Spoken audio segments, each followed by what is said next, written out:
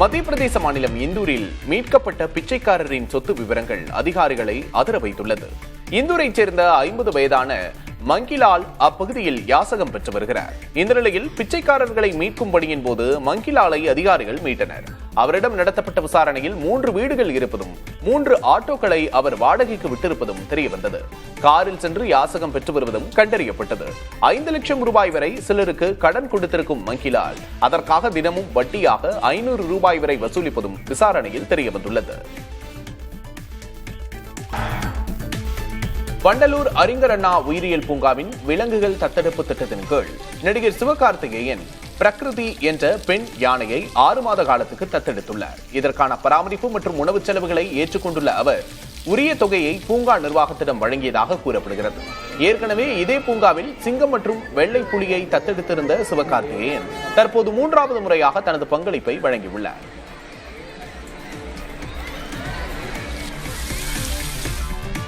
தமிழ் ஆன்மீக இலக்கியத்தின் முக்கிய படைப்பான திருவாசகத்தின் முதல் பாடல் இசையமைப்பாளர் ஜி.வி. பிரகாஷ்குமார் குரலில் வரும் ஜனவரி 22ஆம் தேதி வெளியிடப்பட உள்ளது. திருவாசகத்தை முழுமையான இசை ஆல்பமாக உருவாக்கும் நோக்கில் ஜி.வி. பிரகாஷ் நீண்ட காலமாக முயற்சி மேற்கொண்டு வருகிறார். அதன் முதல் படியாக திருவாசகத்தின் தேர்ந்தெடுக்கப்பட்ட பகுதிகளுக்கு இசையமைத்து சமகால இசை வடிவத்தில் வழங்கும் பணியில் அவர் ஈடுபட்டுள்ளார். இந்த பாடலின் ஒரு பகுதியை சமீபத்தில் டெல்லியில் நடைபெற்ற பொங்கல் விழாவில் பிரதமர் மோடி முன்னிலையில் ஜி.வி. பிரகாஷ் இசை நிகழ்ச்சியாக அரங்கேற்றினார். இதன் தொடர்ச்சியாக முதல் பாடல் ஜனவரி 22 அன்று அவரது அதிகாரப்பூர்வ யூடியூப் சேனலில் வெளியிடப்பட உள்ளது. தெலுங்கானா முன்னாள் முதல்வர் சந்திரசேகர் ராவின் மகள் கவிதா புதிய கட்சியை தொடங்குவது குறித்து பிரபல தேர்தல் வியூக நிபுணர் பிரசாந்த் கிஷோரோடு ஆலோசனை மேற்கொண்டார். கட்சி விரோத செயல்பாடுகளில் ஈடுபட்டதாக கூறி பிஆர்எஸ் கட்சியிலிருந்து கவிதா கடந்த ஆண்டு இடைநீக்கம் செய்யப்பட்டார். கவிதா தனி கட்சி தொடங்குவதாக தகவல்கள் வெளியான நிலையில் பிரசாந்த் கிஷோரோடு அவர் பேசியுள்ளார். இதில் புதிய கட்சி வெல்வதற்கான சாத்தியக்கூறுகள் குறித்து கவிதா பேசியதாக தகவல் வெளியாகியுள்ளது. கவிதா தற்போது தெலுங்கானா ஜாக்ருதி என்ற கலாச்சார அமைப்பை நடத்தி வருகிறார். பணி முடிந்து சென்ற பெண் காவலர் குழந்தையோடு களமிறங்கி போக்குவரத்து நெரிசலை சரி செய்து ஆம்புலன்ஸ் செல்ல வழி ஏற்படுத்திய சம்பவம் அவரது கடமை உணர்வை வெளிப்படுத்தியதாக இருந்தது. ஆந்திராவின் காக்கிநாடா சமர்லகூட்டா இடையிலான சாலையில் அண்மையில் போக்குவரத்து நெரிசல் ஏற்பட்டது. நெரிசலில் ஆம்புலன்ஸ் சிக்கிக் கொண்டதால் அதில் நோயாளி ஒருவர் தவித்தார். ரங்கம்பேட்டை காவல் நிலையத்தில் பணிபுரியும் பெண் காவலர் ஒருவர் பணி முடிந்து தனது குழந்தையோடு அந்த வழியே சென்று கொண்டிருந்தார். போக்குவரத்து நெரிசலில் ஆம்புலன்ஸ் சிக்கி இருப்பதை கண்ட அவர் சாதாரண உடையில் இருந்த போதிலும் குழந்தையை கையில் வைத்தபடி போக்குவரத்தை ஒழுங்கு செய்து ஆம்புலன்ஸ் செல்ல வழி ஏற்படுத்தினார். வாகன ஓட்டிகள் மற்றும் பொதுமக்கள் அவரை வெகுவாக பாராட்டினர். சபரிமலையில் 61 நாட்கள் நீண்ட மண்டல மகரவிளக்கு பூஜை காலத்தின் பக்தர்களின் தரிசனம் நிறைவடைந்தது. ஹரிவராசனம் பாடலோடு கோவில் நடை அடைக்கப்பட்டது. இதனையடுத்து வழக்கமான மரபுச் சடங்குகள் நடைபெற்றன. மாளிகைபுரத்து அம்மன் கோவிலில் வன தேவதைகளுக்கு நன்றி தெரிவிக்கும் வகையில் ஸ்ரீ குருதி பூஜை நடத்தப்பட்டது. மகர சங்கராந்தியின் 6வது நாளில் பத்ரகாளி தேவிக்கு நடைபெறும் இந்த பூஜை பரம்பரை வழக்கப்படி குன்னைக்காட்டு குடும்பத்தினரால் நிறைவேற்றப்பட்டது. இன்று பந்தளம் அரச குடும்பத்தினருக்கு மட்டுமான தரிசனத்தோடு கோவில் நடை மீண்டும் அடைக்கப்பட்டு கோவில் சாவி மற்றும் ஐயப்பனுக்கு அணிவிக்கப்பட்ட திருவாபரணங்களுடன் அரச பிரதிநிதி 18ஆம் படி இறங்கி அவற்றை நிர்வாகத்திடம் ஒப்படைத்து பந்தளம் அரண்மனைக்கு புறப்படுவார். மொபைல் சூப்பர் பிரீமியம் என 3 வகைகளில் புதிய மாதாந்திர சந்தா திட்டத்தை ஜியோ ஹாட்ஸ்டார் அறிமுகப்படுத்தியுள்ளது. இதன்படி 79 ரூபாயிலிருந்து கட்டணம் தொடங்குகிறது. இதுவரை இந்த ஸ்ட்ரீமிங் தளம் காலாண்டு மற்றும் வருடாந்திர சந்தா கட்டணம் செலுத்தும் வகையில் இருந்தது. செல்போன் பயனர்கள் முதல் டிவிகளில் பிரீமியம் வகை ஸ்ட்ரீமிங் செய்து பார்ப்பவர்கள் வரையிலானவரை ஈர்க்கும் வகையில் மாதாந்திர சந்தா திட்டத்தை ஜியோ ஹாட்ஸ்டார் கொண்டு வந்துள்ளது.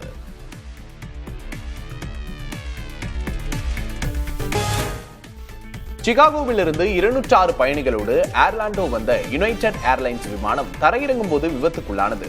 ஓடுபாதையில் விமானம் தொட்டவுடன் ஏற்பட்ட பலத்த அதிர்வால் அதன் முன்பக்க சக்கரங்களில் ஒன்று கழன்று தனியாக ஓடியது. நற்பெயராக இந்த விபத்தின் போது பயணிகளுக்கும் ஊழியர்களுக்கும் எந்த காயமும் ஏற்படவில்லை. விபத்தின் போது மணிக்கு 54 மைல் வேகத்தில் பலத்த காற்றும் மழையும் இருந்ததால் தரையிறங்கும் போது ஏற்பட்ட கூடுதல் அழுத்தம் காரணமாக சக்கரம் கழன்றிருக்கலாம் என்று தெரிகிறது. சக்கரம் தனியாக ஓடும் காணொலி இணையத்தில் பரவி வரும் நிலையில் பாதுகாப்பு சோதனைகளுக்காக ஏர்லாண்டோ விமான நிலையத்தில் சிறிது நேரம் விமான போக்குவரத்து நிறுத்தப்பட்டது. காஷ்மீர் பள்ளத்தாக்கை விட்டு வெளியேறிய காஷ்மீரி பண்டிட்டுகள் மீண்டும் தங்களது பூர்வீக இடங்களுக்கு திரும்ப வேண்டும் என்று காஷ்மீர் முன்னாள் முதல்வரும் தேசிய மாநாட்டு கட்சியின் தலைவருமான ஃபரூக் அப்துல்லா அழைப்பு விடுத்துள்ளார். பண்டிட்டுகள் பலர் நாட்டின் பிற இடங்களுக்கு சென்று குடியமர்த்து விட்டதாகவும் குழந்தைகளின் கல்வி மற்றும் மருத்துவ காரணங்களால் அவர்கள் நிரந்தரமாக வந்து தங்குவார்கள் என்று தாம் நினைக்கவில்லை என்றும் கூறினார். தனது ஆட்சியில் கொண்டு வந்த மறுவாழ்வு திட்டங்களை ஆட்சி மாற்றத்துக்கு பிறகு மத்திய அரசு செயல்படுத்தவில்லை என்று குற்றம் சாட்டியுள்ளார்.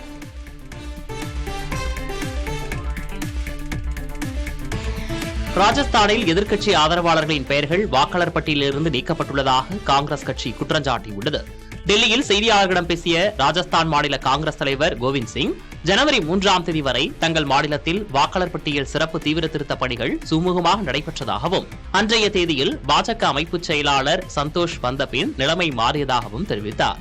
முறைகேடாக பெயர்களை சேர்ப்பதும் நீக்குவதும் திடீரென அதிகரித்ததாக கோவிந்த் சிங் குற்றம் சாட்டினார். இதற்கான சில தரவுகளையும் அவர் செய்தியாளர்களிடம் தெரிவித்தார். வாக்காளர் பட்டியலில் பெயர் சேர்ப்பு நீக்கத்திற்கான அவகாசம் நீட்டிக்கப்பட்டதும் இதில் சந்தேகத்தை ஏற்படுத்துவதாகவும் அவர் கூறினார். ஐக்கிய அரபு அமீரக அதிபரின் குறுகிய நேர இந்த பயணத்தில் முக்கிய ஆவணங்கள் மற்றும் ஒப்பந்தங்கள் கையெழுத்தாகியுள்ளன. ஐக்கிய அரபு அமீரக அதிபர் ஷேக் முகமது அல் நஹ்யான் குறுகிய நேர பயணமாக இந்தியா வந்தார். அவரை விமான நிலையத்திற்கு சென்று ஆற தழுவி வரவேற்ற பிரதமர் மோடி தனது காரிலேயே தனது இல்லத்திற்கு அழைத்து சென்றார். அப்போது உத்திசார் பாதுகாப்பு கூட்டாண்மைக்கான கட்டமைப்பை உருவாக்குவதற்கு விருப்பம் தெரிவிக்கும் கடிதத்தில் இரு நாடுகளும் கையெழுத்திட்டன. அதேபோல் விண்வெளி உட்கட்டமைப்பு மேம்படுத்துவதற்கான விருப்ப கடிதத்திலும் இரு நாடுகளும் கையெழுத்திட்டன. இந்தியாவிற்கு ஆண்டிற்கு 0.5 மில்லியன் மெட்ரிக் டன் LNG-யை இறக்குமதி செய்வதற்கான ஒப்பந்தமும் குஜராத் மாநிலம் தோலேரா சிறப்பு முதலீட்டு மண்டலத்தில் ஐக்கிய அரபு அமீரகம் முதலீடு செய்வது தொடர்பான ஒப்பந்தமும் கையெழுத்தாகின. அபுதாபியில் ஹவுஸ் ஆஃப் இந்தியா என்ற கலாச்சார மையத்தை நிறுவவும் இரு நாடுகளும் ஒப்புக்கொண்டுள்ளன. ஐக்கிய அரபு அமீரக அதிபரின் இந்திய பயணம் சுமார் 3.5 மணி நேரம் மட்டுமே நீடித்தது குறிப்பிடத்தக்கது. திமுக ஆட்சி காலங்களில் அணைகள் கட்டப்படவில்லை என்ற குற்றச்சாட்டை முதல்வர் மு.க.ஸ்டாலின் மறுத்துள்ளார். திருப்போரூர் அருகே நெமிலியில் மாமல்லன் நீர்த்தேக்கம் அமைக்கும் திட்டத்துக்கு அடிக்கல் நாட்டிய முதல்வர் 43 அணைகள் கட்டப்பட்டிருப்பதாக விளக்கமளித்துள்ளார்.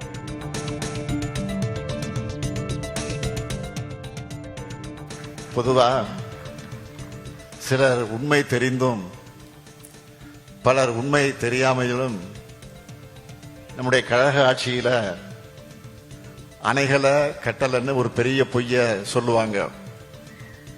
ஆனா உண்மை நிலை என்ன? நம்முடைய முத்தமிழிலும் கரை கண்ட தலைவர் கலைஞர் அவர்கள் தமிழ்நாட்டினுடைய நீர்நிலைகளை காக்கக்கூடிய செயல்பாடுகளையும் நிறைய செஞ்சிருக்கிறார். 1967ஆம் ஆண்டு திராவிட முன்னேற்ற கழகம் ஆட்சிக்கு வந்ததிலிருந்து 2011 வரை நம்முடைய தமிழ்நாட்டில் 43 அணைகள் கட்டப்பட்டிருக்கு. சென்னைக்கு குடிநீர் வழங்க அமைக்கப்படும் மாமல்லன் நீர்த்தேக்கத்தால் மீனவர்களுக்கு பாதிப்பு ஏற்படாது என தமிழக அரசின் நீர்வளத்துறை செயலாளர் ஜெயகாந்தன் தெரிவித்துள்ளார். இத்திட்டம் தொடர்பாக எதிர்க்கட்சிகள், சுற்றுச்சூழல் ஆர்வலர்கள் கடும் விமர்சனங்களை முன்வைத்திருந்த நிலையில் அவர் விளக்கம் அளித்துள்ளார். புதிய தலைமுறைக்கு ஜெயகாந்தன் அளித்த பேட்டியில் மாமல்லன் நீர்த்தேக்கம் 5000 ஏக்கர் பரப்பளவில் அமைய உள்ளதாக கூறியுள்ளார். புதிய நீர்த்தேக்கத்தில் வளரும் மீன்களை பிடிக்க மீனவர்களுக்கு உரிமம் வழங்கப்படும் என்றும் தெரிவித்துள்ளார். மீனவர்களுக்கு மீன் பிடிப்பதற்கான வாய்ப்புகள் உருவாக்கப்படுது. ஏனென்றால் 5000 ஏக்கரில் ஒரு நீர்த்தேக்கம் அமையும் போது இதில் நல்ல மீன்களும் வளர்க்கக்கூடிய வாய்ப்பு உண்டு. அதே போல் இந்த பக்கிங்ஹாம் கால்வாயில் செல்லக்கூடிய ஒவ்வொரு நீர் மற்றும் வெள்ள நீர் நன்னீரும் செல்லும். அதன் மூலம் நல்ல மீன்கள் வளரும். அதுவும் அவர்களுக்கு இதுவரை இல்லாத ஒரு வாய்ப்பாக இது அமைய போகிறது.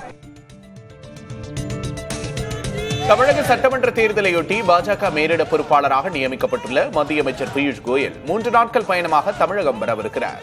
நாளை சென்னை வரும் அவர் பாஜக, அதிமுக தலைமையிலான தேசிய ஜனநாயக கூட்டணி கட்சிகளோடு ஆலோசனை மேற்கொள்கிறார். அதனையடுத்து 22ஆம் தேதி அதிமுக மற்றும் என்டிஏ கூட்டணியில் இடம்பெற்றுள்ள கட்சிகளோடு தேர்தல் கூட்டணி ஒப்பந்தம் பியூஷ் கோயல் முன்னிலையில் கையெழுத்தாகும் என்று கூறப்படுகிறது. மேலும் 23ஆம் தேதி பிரதமர் மோடி பங்கேற்கவிருக்கும் மதுராந்தகம் என்டிஏ கூட்டணி பொதுக்கூட்டத்தில் அவர் கலந்து கொள்வார் என்று தெரிவிக்கப்பட்டுள்ளது.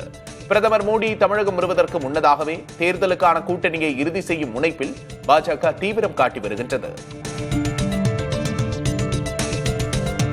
தீ பரவட்டும் என்றால் இன்றும் கூட சிலர் பயந்து நடுங்குவதாக துணை முதல்வர் உதயநிதி ஸ்டாலின் தெரிவித்துள்ளார். சென்னை புத்தக காட்சியில் பபாசி விருதுகளை வழங்கிய பின்பு உரையாற்றிய அவர், எழுத்தை பிரச்சார கருவியாக மட்டுமின்றி பகுத்தறிவு கருவியாக பயன்படுத்தியது திராவிட இயக்கம் என்று குறிப்பிட்டார். தந்தை பெரியார் அவர்கள் உலகினுடைய போக்கை மாற்றிய கம்யூனிஸ்ட் அறிக்கையை தமிழில் வெளிக்கொண்டு வந்தாங்க, மொழிபெயர்த்து.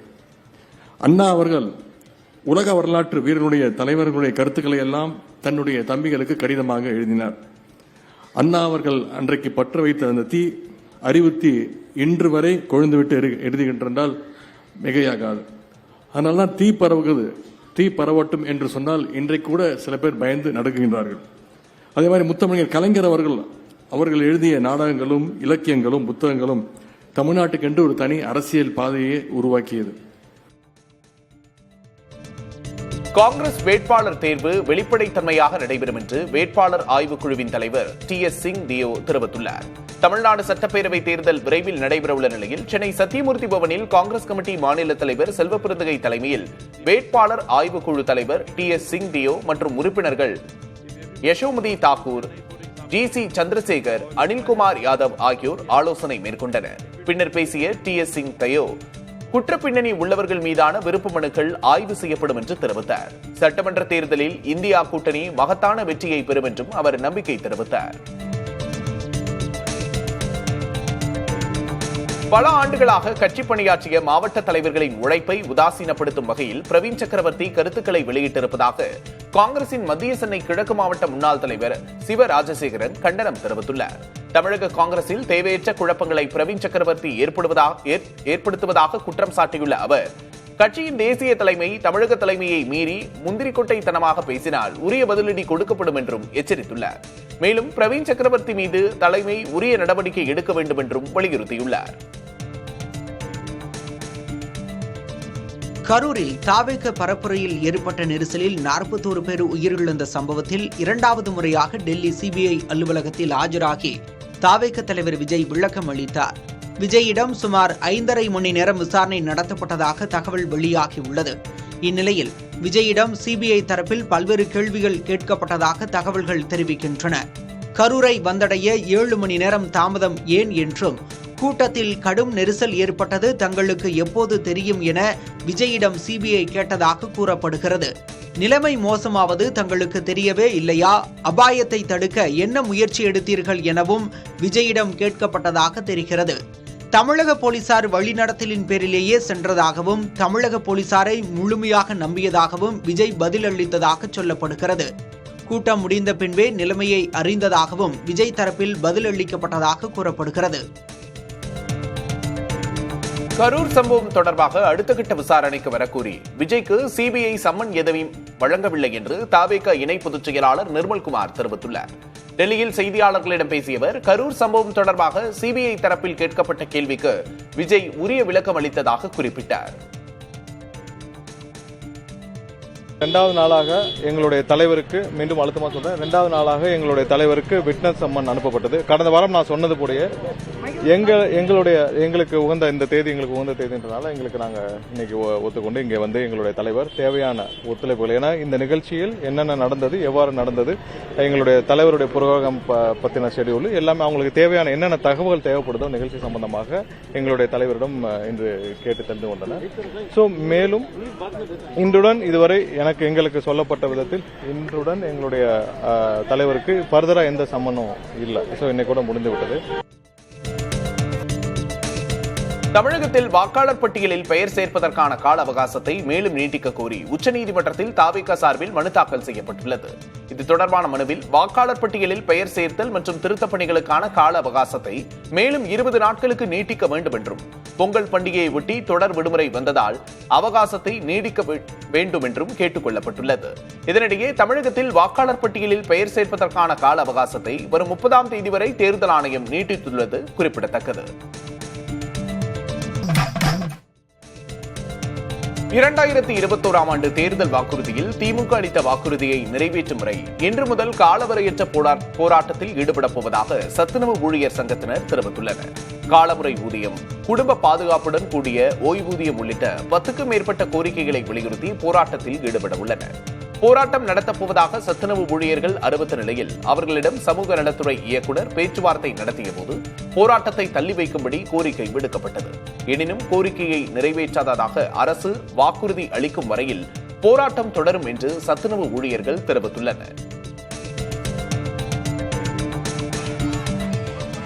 பணி நிரந்தரம், ஊதிய உயர்வு உள்ளிட்ட கோரிக்கைகளை வலியுறுத்தி சென்னையில் பகுதி நேர ஆசிரியர்கள் நேற்று 12வது நாளாக போராட்டத்தில் ஈடுபட்டனர். நுங்கம்பாக்கம் டிபிஐ வளாகம் முன்பாக நடைபெற்ற போராட்டத்தில் 500க்கும் மேற்பட்ட பகுதி நேர ஆசிரியர்கள் கலந்து கொண்டார்கள். அப்போது திமுக அளித்த தேர்தல் வாக்குறுதி எண் 181ஐ நிறைவேற்ற கோரி முழக்கமிட்டனர். தொடர்ந்து போராட்டத்தில் ஈடுபட்ட ஆசிரியர்களை காவலர்கள் கைது செய்தனர். ஒரே ஒரு கோரிக்கை, ஒற்றை கோரிக்கை, 181 அந்த தேர்தல் வாக்குறுதியை நிறைவேற்றணும் சார். அது வரைக்கும் எங்க போராட்டம் தொடரும். கண்டிப்பா நாங்க பண்ணுவோம். எங்களுக்கு நாங்க எதிர்பார்க்கிறோம் இதை பண்ணுவாங்கன்னு சொல்லிட்டு. பட் படிப்படியா தான் பண்றேன்னு சொல்லி இது வரைக்கும் எதுவும் பண்ணல சார். எங்களுக்கு கேரளாவில் அதிகாரம் மட்டுமல்ல, மாநில வளர்ச்சிக்கான தெளிவான திட்டம் அவசியம் என மக்களவை எதிர்க்கட்சித் தலைவர் ராகுல் காந்தி தெரிவித்துள்ளார். உள்ளாட்சி தேர்தல் முடிவுகள் வெளியானதை அடுத்து கேரளாவில் செய்தியாளர்களிடம் பேசிய ராகுல் காந்தி, காங்கிரஸ் தலைமையிலான UDF ஆட்சிக்கு வந்தால் வேலைவாய்ப்பு உருவாக்குவதே ஒரே லட்சியமாக இருக்கும் என்று தெரிவித்தார். கேரள இளைஞர்கள் வேலைக்காக வெளிநாடுகளுக்கு செல்லும் நிலையை குறைத்து மாநிலத்திலேயே தரமான வேலைகளை வழங்கும் சூழல் உருவாக்கப்படும் என்றும் ராகுல் உறுதியளித்தார். கர்நாடக துணை முதல்வரும் காங்கிரஸ் மூத்த தலைவருமான DK சிவகுமார் டெல்லி சென்று காங்கிரஸ் தலைவர் மல்லிகார்ஜுன் கார்கே மற்றும் மக்களவை எதிர்க்கட்சித் தலைவர் ராகுல் காந்தி ஆகியோரை சந்தித்து ஆலோசனை நடத்தினார். இந்த சந்திப்பு கர்நாடக அரசியலில் புதிய எதிர்பார்ப்பை உருவாக்கியுள்ளது. டெல்லியில் செய்தியாளர்களிடம் பேசிய DK சிவகுமார், ராகுல் காந்தி முன்னிலையில் தானும் முதலமைச்சர் சித்தராமையாவும் நடத்திய விவாதங்கள் குறித்து பொதுவெளியில் பேச முடியாது என்றும் அது கட்சி மேலிடம் தொடர்பான உட்பிரச்சனை என்றும் தெரிவித்தார். முதலமைச்சர் மாற்றம் குறித்த கேள்விக்கு எல்லாவற்றுக்கும் காலமே பதில் சொல்லும், நல்ல செய்திகள் வரும்போது அதை பற்றி பேசுவதில்லை என கூறி சஸ்பென்ஸ் வைத்தார்.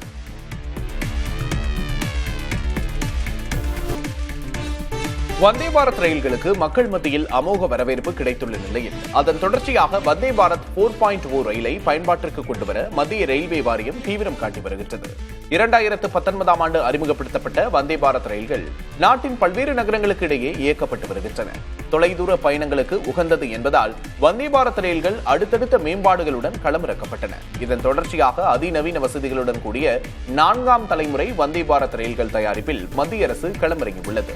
5.0 கவச் தொழில்நுட்பத்துடன் இணைக்கும் வசதியோடு தயாராகி வரும் இந்த ரயில்கள் இன்னும் சில மாதங்களில் பயன்பாட்டுக்கு வரும் என்று தெரிவிக்கப்பட்டுள்ளது. சில தினங்களுக்கு முன்பு படுக்கை வசதி கொண்ட வந்தே பாரத் ரயில்கள் மக்களின் பயன்பாட்டிற்கு வந்து வரவேற்பை பெற்றது. நாடு முழுவதும் இயக்கப்படும் அம்ரித் பாரத் விரைவு ரயில்களின் எண்ணிக்கையை 48ஐ எட்டியுள்ளது.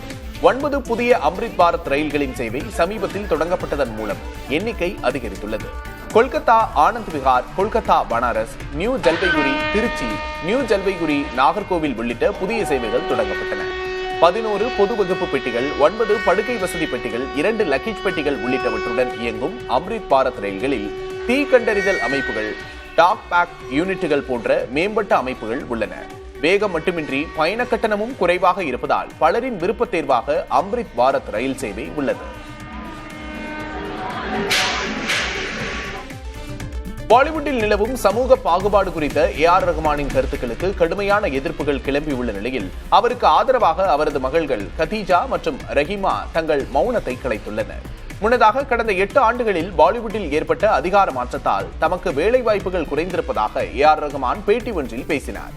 இதனை ரசிகர்கள் விமர்சித்து வந்த நிலையில் மலையாள இசையமைப்பாளர் கைலாஷ் மேனன் AR ரஹ்மானின் பேச்சுக்கு கருத்து வேறுபாடு கொள்ளுங்கள், ஆனால் அவமதிப்பாதீர்கள் என்று ஆதரவாக பதிவிட்டார். ரஹ்மானின் தனிப்பட்ட அனுபவத்தை விமர்சித்தும் அவரது நம்பிக்கையை கேள்வி கேட்பதும் கருத்து சுதந்திரம் அல்ல, அது வெறுப்பு பேச்சு என்று கைலாஷ் மேனன் குறிப்பிட்டிருந்தார். அதனை AR ரஹ்மானின் மகள்கள் தங்கள் சமூக வலைதள பக்கத்தில் பகிர்ந்துள்ளனர்.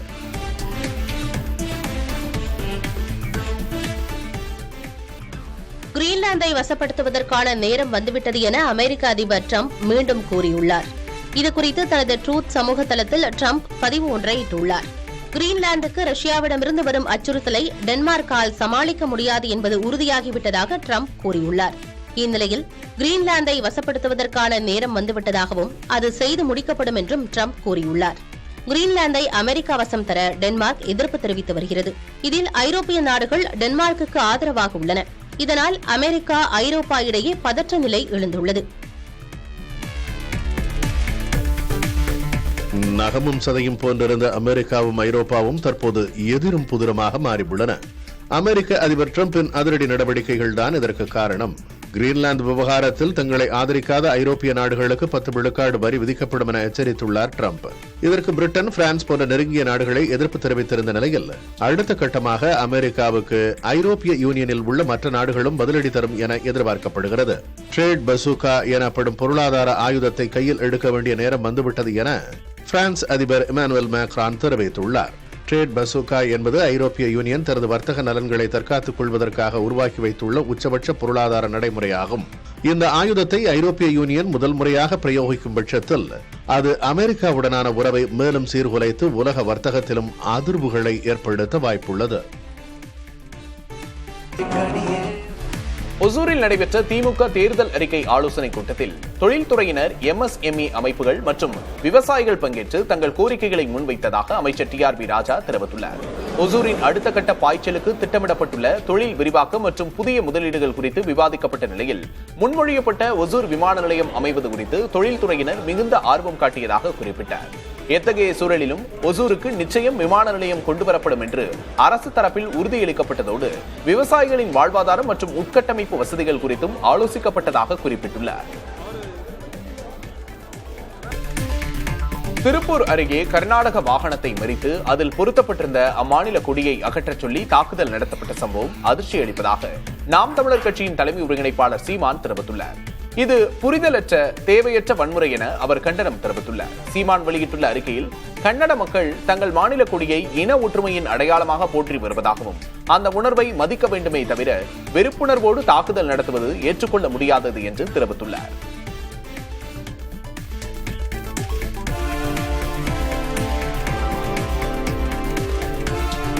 திண்டுக்கல் மாவட்டம் வத்தலகுண்டு அருகே கீழக்கோவில்பட்டி கிராமத்தில் பாரம்பரிய வழக்கப்படி தை திருமகளை வழியனுப்பும் நிகழ்வு நடைபெற்றது. இதில் கிராம மக்கள் கும்மியடித்து குளவையிட்டு வழிபாடு நடத்தினர். பகவதியம்மன் ஆலயம் முன்பு திரண்ட கிராமத்து பெண்கள் மார்கழி மாதம் முழுவதும் சேகரித்த பூ எருவாட்டிகளை கோவில் முன்பாக வைத்து கும்மியடித்து தை திருமகளை வழிபட்டனர். பாரம்பரிய முறைகளை இளம் தலைமுறையினருக்கு எடுத்துச் செல்லும் வகையில் சிறுவர்களும் கும்மியடித்து நிகழ்வில் பங்கேற்றனர். இதனைத் தொடர்ந்து கிராம மக்கள் மருதாநதி ஆற்றுக்கு ஊர்வலமாக சென்று விவசாயம் செழிக்கவும் கால்நடை வளம் பெருகவும் வேண்டி பூ எருவாட்டியில் தீபமேற்றி ஆற்றில் விட்டு தைத்திருமகளை வழி அனுப்பி வைத்தனர்.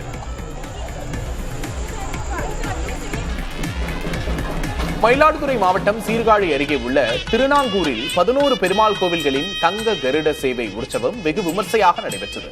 இந்த விழாவை முன்னிட்டு திருமங்கை ஆழ்வார் 11 திவ்ய தேசங்களுக்கும் நேரில் சென்று பெருமாளை அழைக்கும் நிகழ்வும் நடைபெற்றது.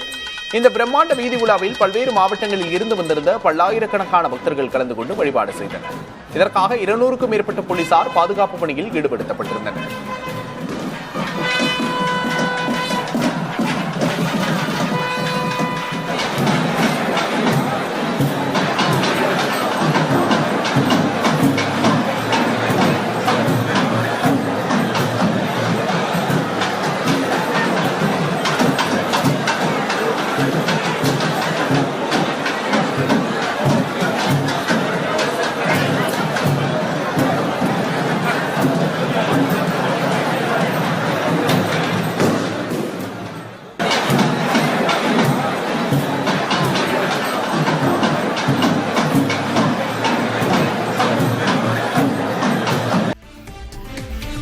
திருச்சி மாவட்டம் நவலூர் குட்டப்பட்டு கிராமத்தில் பொங்கலையொட்டி நடைபெற்ற ஜல்லிக்கட்டு போட்டியில் 700 காளைகள் களம் கண்டன. போட்டியின் போது 28 பேர் காயமடைந்த நிலையில் அவர்களில் 6 பேர் மேல் சிகிச்சைக்காக அரசு மருத்துவமனைக்கு அனுப்பி வைக்கப்பட்டனர். திருச்சி மாவட்டத்தில் இந்த ஆண்டின் 4வது ஜல்லிக்கட்டாக நடைபெற்ற இந்த போட்டி நேற்று காலை 8 மணி முதல் மாலை 5:30 மணி வரை நடைபெற்றது. ஆண்டுதோறும் தை மாதம் 5ஆம் நாளில் நடைபெறும் வழக்கத்தின்படி இவ்வாண்டும் ஜல்லிக்கட்டு நடத்தப்பட்டது. திருச்சி, கரூர், அரியலூர், புதுக்கோட்டை, மதுரை உள்ளிட்ட மாவட்டங்களில் இருந்து 700 காளைகள் பங்கேற்றன. 400 மாடுபிடி வீரர்கள் களமிறங்கினர். தங்கக்காசு, வெள்ளிக்காசு, குளிர்சாதன பெட்டி, டிவி, சைக்கிள், பீரோ, குக்கர், கிரைண்டர், மிக்சி, கட்டில், சீலிங் ஃபேன் போன்ற பரிசு பொருட்கள் வழங்கப்பட்டன. அண்மையில் தொடங்கப்பட்டுள்ள படுக்கை வசதியோடு கூடிய வந்தே பாரத் ரயில்களில் முன்பதிவு செய்யப்பட்ட டிக்கெட்டுகளை ரத்து செய்வதற்கான கட்டணங்கள் கணிசமாக அதிகரிக்கப்பட்டுள்ளன. ரயில் புறப்படுவதற்கு 72 மணி நேரம் முன்பாக ரத்து செய்தால் டிக்கெட் கட்டணத்தின் 25 விழுக்காடு தொகை ரத்து செய்ததற்கான கட்டணமாக கழித்துக் கொள்ளப்பட்டு மீதமுள்ள 75 விழுக்காடு தொகை திரும்பி வழங்கப்படும். ரயில் புறப்படுவதற்கு 72 மணி நேரம் முதல் 8 மணி நேரம் வரை ரத்து செய்யப்படும் டிக்கெட்டுகளுக்கு 50 விழுக்காடு கட்டண தொகை மட்டுமே திரும்ப வழங்கப்படும். ரயில் புறப்படுவதற்கு 8 மணி நேரம் முன்பு வரைதான் டிக்கெட்டுகளை ரத்து செய்ய முடியும். அதற்கு பிறகு ரத்து செய்பவர்கள் முழு டிக்கெட் கட்டணத்தையும் இழக்க நேரிடும்.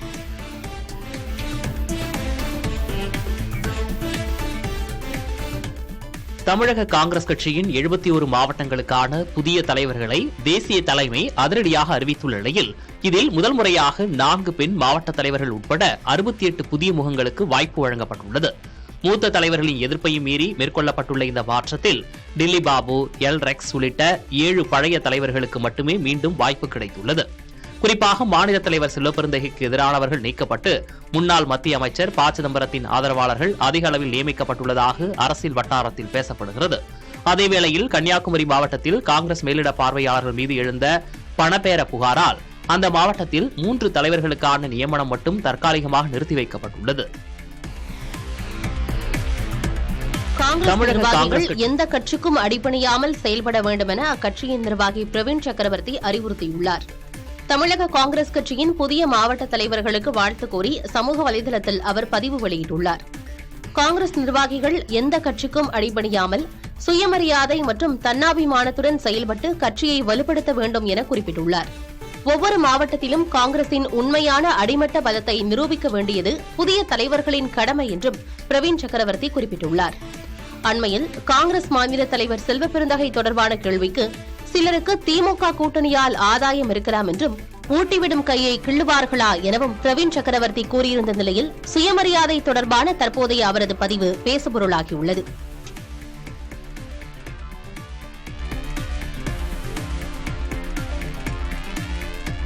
தற்போது வரை ராமதாஸ் தான் பாமகவின் தலைவர் என்றும் அன்புமணியிடம் பிரதமர் மோடியே கூட்டணி குறித்து பேசினாலும் அது தவறு என்றும் அக்கட்சியின் சட்ட ஆலோசகர் அருள் தெரிவித்துள்ளார். சென்னை உயர்நீதிமன்ற வளாகத்தில் செய்தியாளர்களை சந்தித்தவர் வரும் 23ஆம் தேதி பாமகவின் கூட்டணி குறித்து அன்புமணி யாரிடம் பேசினாலும் அவர் மீதும் அவரோடு கூட்டணி பேசியவர்கள் மீதும் வழக்கு தொடர்வோம் என்றார். இந்த நிமிஷத்திலே டாக்டர் ராமதாஸ் தான் தலைவர், அன்புமணி தலைவர் அல்ல. அவரிடம் பாரத பிரதமரே உட்கார்ந்து கூட்டணி பேசினாலும் தவறு தவறு தவறு. இதே அன்புமணி 23ஆம் தேதி யாரோடு வேண்டுமானாலும் எங்கு வேண்டுமானாலும் ஐயாவுடைய பாட்டாளி மக்கள் கட்சி பெயரை உபயோகித்து அவர் கூட்டணி பேசினாலோ அல்லது அறிமுக கூட்டத்தை நடத்தினாலோ அவர் மீதும் அவரை நடத்துபவர்கள் மீதும் கண்டிப்பாக வழக்கு தாக்கல் செய்வோம். திருப்பரங்குன்றம் தர்கா சந்தனக்கூடு விழா தொடர்பாக தனி நீதிபதியின் இடைக்கால உத்தரவை ரத்து செய்ய கோரிய வழக்கு விசாரணைக்கு உகந்ததல்ல என்று கூறி மனுவை மதுரை அமர்வு தள்ளுபடி செய்தது. 50 பேர் மட்டுமே சந்தனக்கூடு நிகழ்வில் பங்கெடுக்க அனுமதிக்கப்படுவார்கள் என்ற தனி நீதிபதி ஸ்ரீமதி உத்தரவுக்கு எதிராக ஒசூர்கான் என்பவர் மதுரை அமர்வில் மனு தாக்கல் செய்திருந்தார். மனு மீது விசாரணை மேற்கொண்ட நீதிபதிகள் ஜெயச்சந்திரன், கே ராமகிருஷ்ணன் அமர்வு மலையேறுவோரின் எண்ணிக்கை மற்றும் பாதுகாப்பு குறித்து காவல்துறை, தொல்லியல் துறை ஆகியவை முடிவு செய்ய இயலும் என உத்தரவிட்டது. தனி நீதிபதி இடைக்கால உத்தரவு பிறப்பித்துள்ள நிலையில் அடுத்த விசாரணையின் போது அவரிடமே மனுதாரர் முறையிடலாம் என்று நீதிபதிகள் கூறினர்.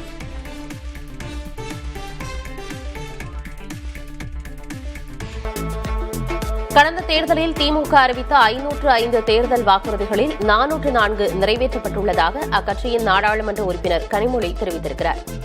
கிருஷ்ணகிரி மாவட்டம் ஹொசூரில் திமுக தேர்தல் அறிக்கை குழுவினரின் கருத்து கேட்பு கூட்டம் நடைபெற்றது. அதில் உரையாற்றிய கனிமொழி, கடந்த தேர்தலில் திமுக அளித்த 101 வாக்குறுதிகளை நிறைவேற்ற முடியாததற்கு மத்திய அரசு நிதி கொடுக்காததுதான் காரணம் என்றார்.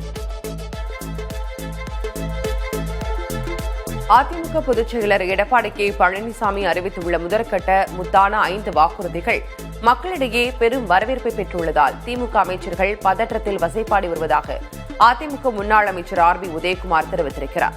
திமுக அரசு கடந்த தேர்தலில் அளித்த 525 வாக்குறுதிகளை நிறைவேற்றாமல் மக்களை ஏமாற்றிய நிலையில் அதிமுகவின் திட்டங்களை காப்பியடித்தே அவர்கள் காலம் தள்ளி வருவதாகவும் உதயகுமார் சாடினார். தமிழக சட்டமன்ற தேர்தலையொட்டி பாஜக மேலிட பொறுப்பாளராக நியமனம் செய்யப்பட்டுள்ள மத்திய அமைச்சர் பியூஷ் கோயல் 3 நாட்கள் பயணமாக தமிழகம் வரவிருக்கிறார். நாளை சென்னை வரும் அவர் பாஜக, அதிமுக தலைமையிலான தேசிய ஜனநாயக கூட்டணி கட்சிகளோடு ஆலோசனை மேற்கொள்கிறார். அதைத் தொடர்ந்து 22ஆம் தேதி என்டிஏ கூட்டணியில் இடம்பெறும் கட்சிகளுடன் கூட்டணி ஒப்பந்தம் கையெழுத்தாகும் என கூறப்படுகிறது. பாட்டாளி மக்கள் கட்சியின் பெயர், சின்னம் மற்றும் கொடி ஆகியவற்றை அன்புமணி தரப்பினர் பயன்படுத்த தடை விதிக்க கோரி அக்கட்சியின் நிறுவனர் ராமதாஸ் தரப்பில் வழக்கு தொடரப்பட்டுள்ளது. ராமதாஸ் ஆதரவாளர் அருள் சார்பில் சென்னை உரிமையியல் நீதிமன்றத்தில் தொடரப்பட்டுள்ள வழக்கில் அன்புமணியை பாமக தலைவராக கருத முடியாது என்றும் அவருக்கு அத்தகைய சட்ட அதிகாரம் இல்லை என்றும் டெல்லி உயர்நீதிமன்றம் ஏற்கனவே தீர்ப்பளித்துள்ளதாக சுட்டிக்காட்டப்பட்டுள்ளது.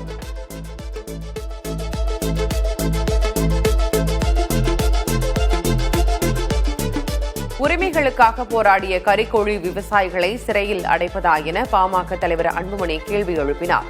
சமூக வலைதளத்தில் அவர் வெளியிட்டுள்ள பதிவில், கறிக்கோழி வளர்ப்புக்கான கூலியை கிலோவுக்கு 20 ரூபாயாக உயர்த்தி வழங்க வேண்டும் என போராடிய கோழிப்பண்ணை விவசாயிகளை காவல்துறை கைது செய்தது கண்டிக்கத்தக்கது எனவும், உழவர்களின் வாக்குகளை பெற்று ஆட்சிக்கு வந்த திமுக பெரு நிறுவனங்களின் கையாளாக மாறி அவர்களை ஒடுக்கி வருகிறது என்றும் குற்றம் சாட்டினார்.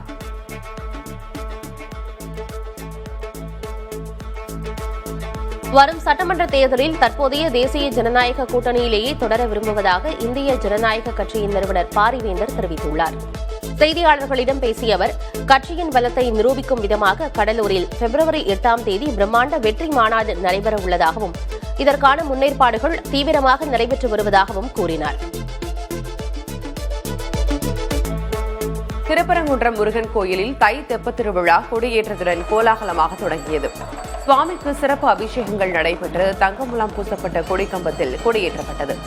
இதில் திரளான பக்தர்கள் கலந்து கொண்டு அரோகரா முழக்கத்தோடு தரிசனம் செய்தனர். தெப்பத் திருவிழாவின் முக்கிய நிகழ்வாக ஜனவரி 27ஆம் தேதி தேரோட்டமும், சிகர நிகழ்ச்சியாக ஜனவரி 28ஆம் தேதி தெப்ப உற்சவமும் நடைபெறவுள்ளது.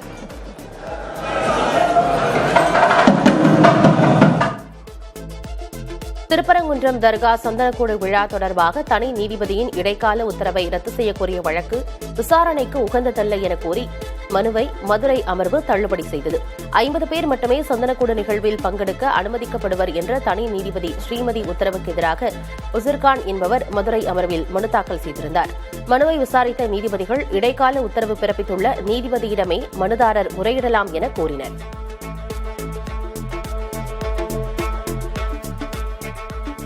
அரசு பேருந்துகளில் தமிழ்நாடு அரசு போக்குவரத்து கழக பேருந்து என முழுமையாக அச்சிடப்பட்டிருப்பதை உறுதி செய்ய வலியுறுத்தி சென்னை உயர்நீதிமன்ற மதுரை கிளையில் மனு தாக்கல் செய்யப்பட்டது.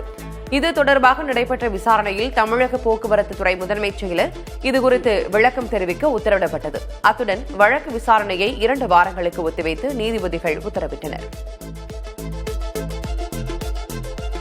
மெட்ரோ ரயில்களில் மூத்த குடிமக்கள், மாற்றுத்திறனாளிகளுக்கு இருக்கைகள் முறையாக ஒதுக்கீடு செய்யப்படுகிறதா என்பது குறித்து திடீர் சோதனை நடத்த சென்னை உயர்நீதிமன்றம் உத்தரவிட்டுள்ளது.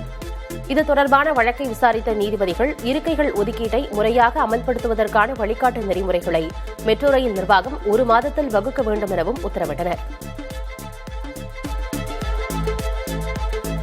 கடலூர் மாவட்டம் மஞ்சக்குப்பம் தென்பண்ணை ஆற்றில் ஆற்று திருவிழா களை கட்டியது.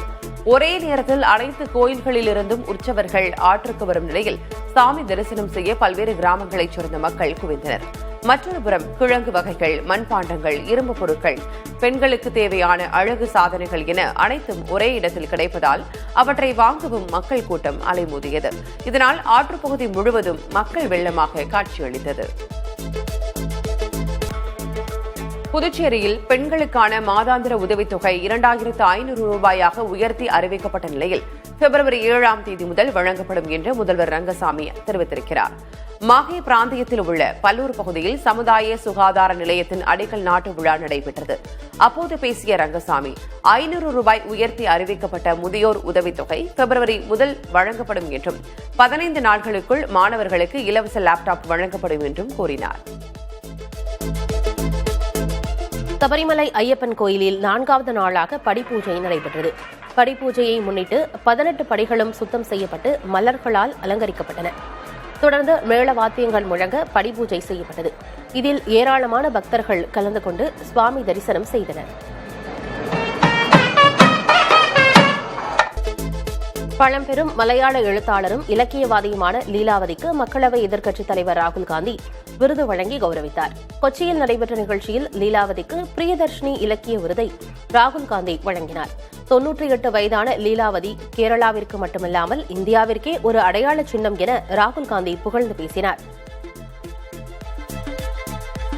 ஜம்மு காஷ்மீர் மற்றும் லடாக் யூனியன் பிரதேசங்களில் நிலநடுக்கம் உணரப்பட்டது. ரிக்டர் அளவுகோலில் இது 5.7 பதிவாகியுள்ளது. லே பகுதிக்கு அருகே சுமார் 171 கிலோமீட்டர் ஆழத்தில் இது ஏற்பட்டுள்ளது.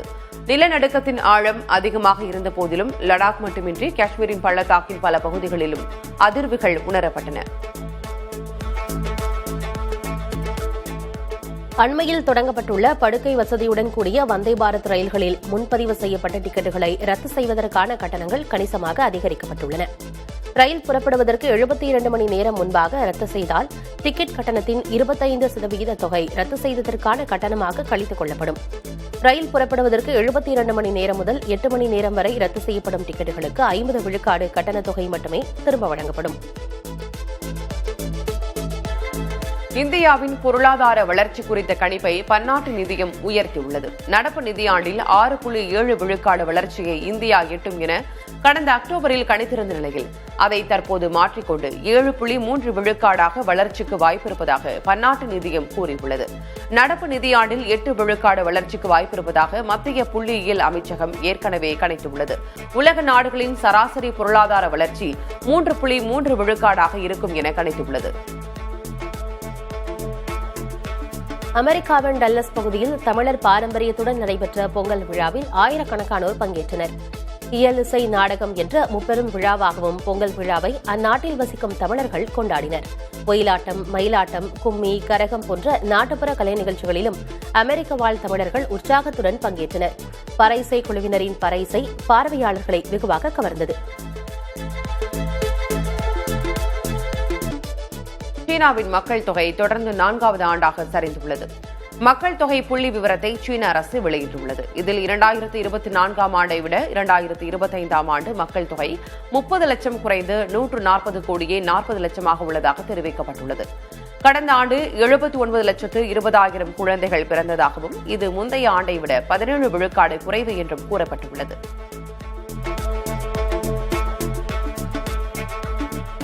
சீனாவில் திருமணங்கள் குறைந்ததும் மக்கள் தொகை சரிவுக்கு ஒரு காரணமாக கூறப்படுகிறது.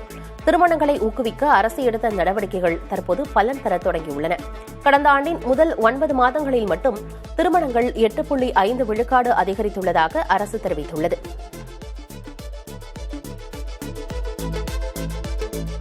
உடம்பில் எலும்பின் மஜ்ஜை வரை ஊடுருவும் அளவுக்கு ரஷ்யாவில் கடும் குளிர் வாட்டி வதைக்கிறது. கம்கச்சா தீபகற்பத்தில் கடந்த சில தினங்களாக பெய்து வரும் கனமழையும் அதனைத் தொடர்ந்து அதீத பனிப்பொழிவும் அந்த பகுதியையே நிலைக்குலைய செய்திருக்கிறது. பல அடி உயரத்திற்கு பனி மலை போல குவிந்திருப்பதால் சாலைகளில் நிறுத்தப்பட்டிருந்த கார்கள் முற்றிலுமாக மூழ்கின. தங்கள் வாகனங்களை மீட்க முடியாமல் பொதுமக்கள் திணறி வரும் நிலையில் பனிப்பொழிவுக்கு நடுவே கடும் போராட்டத்திற்கு பிறகு மக்கள் தங்கள் கார்களை தோண்டி எடுத்து வருகின்றனர்.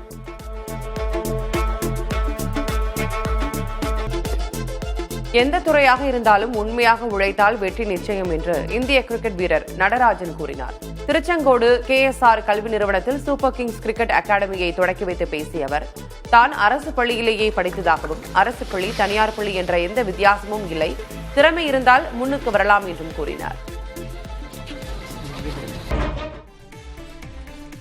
கேரளாவில் பாலக்காடு அருகே குடியிருப்பு பகுதிகளில் அச்சுறுத்தி வந்த சிறுத்தை வனத்துறையின் கூண்டில் சிக்கியதை அடுத்து பொதுமக்கள் நிம்மதியடைந்தனர். பாலக்காடு, நென்மாரா சுற்றுவட்டார பகுதிகளில் சிறுத்தை ஒன்று குடியிருப்பு பகுதிகளில் புகுந்து வளர்ப்பு பிராணிகளை தாக்கியது. இதனால் பீதியடைந்த மக்கள் வனத்துறைக்கு தகவல் அளித்ததை அடுத்து அவர்கள் நென்மாரா அருகே வித்னாச்சேரி பகுதியில் கூண்டு வைத்தனர். கூண்டுக்குள் சிக்கிய சிறுத்தையை அடர் வனப்பகுதியில் விட வனத்துறையினர் முடிவு செய்துள்ளனர்.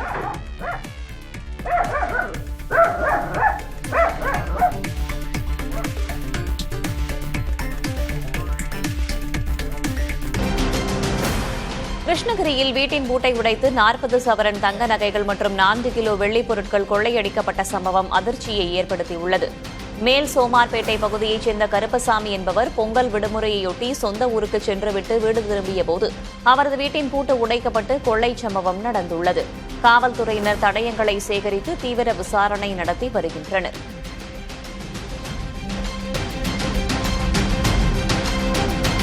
நாகர்கோவில் வரை இயக்கப்பட்ட 7 ரயில்கள் இனி கன்னியாகுமரி வரை நிரந்தரமாக நீட்டிக்கப்பட்டுள்ளது. இதன்படி தாம்பரம் நாகர்கோவில், திருநெல்வேலி நாகர்கோவில் மற்றும் புனலூர் நாகர்கோவில் பாசஞ்சர் ரயில்கள் இனி கன்னியாகுமரி வரை செல்லும். இருப்பினும் சென்னை சென்ட்ரல் நாகர்கோவில் ரயில் மட்டும் நாகர்கோவிலேயே இறுதி நிலையமாக கொண்டிருக்கும் என்று அறிவிக்கப்பட்டுள்ளது.